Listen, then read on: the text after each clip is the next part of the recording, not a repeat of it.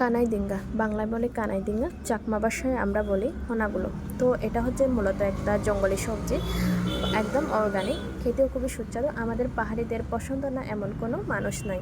তো রান্নার প্রসেসটা দেখুন কিভাবে রান্না করি। প্রথমে চুলায় প্যানটা দিয়ে দিলাম, এরপরে হচ্ছে চিংড়ি শুটকি, পেঁয়াজ কুচি, লবণ, হলুদ, মরিচ, আদা রসুন পেস্ট, তো সবগুলো নেড়েচেড়ে একটু ভাজা ভাজা করে নিব। এরপরে হচ্ছে কেটে সিদ্ধ করে রাখা কানাই ডিঙ্গাগুলো দিয়ে দেব। কানাই ডিঙ্গা অবশ্যই জানেন জন্ডিসের জন্য কতটা উপকারী, তাছাড়া খেতেও খুবই সুস্বাদু। তো কানাই ডিঙ্গার মধ্যে একটু তিতা তিতা যে ভাবটা থাকে, এটা শীতলের পানিটা দেওয়ার কারণে একদমই থাকে না। যারা শীতল খায় না তারা অবশ্যই শুটকিটা ব্যবহার করার চেষ্টা করবেন।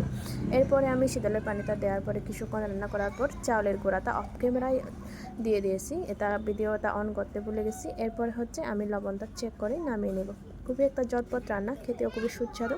আমাদের পাহাড়িদের তো একদম কথাই নেই, এইগুলো যদি পাই তাহলে এমনিতেই কিন্তু কোনো কথা না বলে এক প্লেট বাওয়াত নিমিশেই শেষ হয়ে যায়।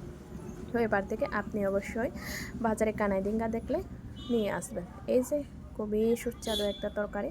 তো দেখা হবে নতুন ভিডিওতে। আমার এই চ্যানেলটা সাবস্ক্রাইব করে রাখবেন পাহাড়ি খাবারগুলো দেখার জন্য। বাই বাই, ভালো থাকবেন, দেখা হবে নতুন